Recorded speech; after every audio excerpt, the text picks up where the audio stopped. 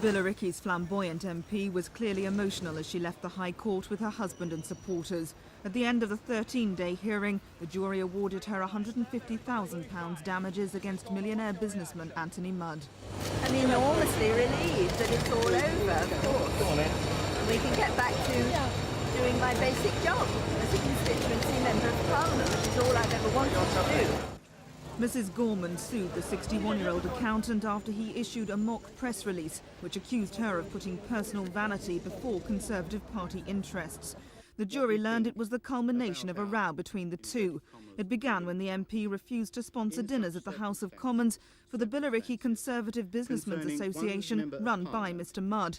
Theresa Gorman claimed he was misusing the Commons to boost the tourist business he runs from his 400-year-old manor house home in the constituency. Wealthy Americans had paid up to £1,800 to stay there. The package included dining at the Commons.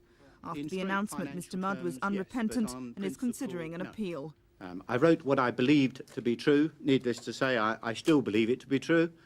But at the end of the day, we have to accept the jury's verdict, subject, of course, to appeal. The case has brought into focus concern that the Commons dining facilities are being misused by some MPs. MPs are perfectly entitled to sponsor dinners in the Commons dining room. They're intended for constituency business and are mainly hosted by Conservative MPs. But the system is surrounded in secrecy. Simple details like how many dinners have been held and who sponsored them aren't available. That's led to claims that the Commons is being devalued. One MP is calling for an inquiry.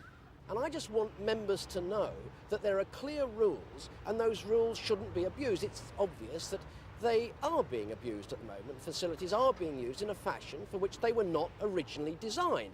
And I think, therefore, we must do something about it. I don't see any reason why an MP who sponsors a dinner shouldn't be willing to have his name published.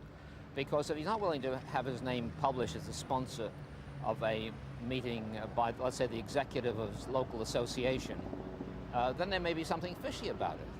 Further calls for changes to the system are expected in the autumn. This is Jane Ball for Thames News.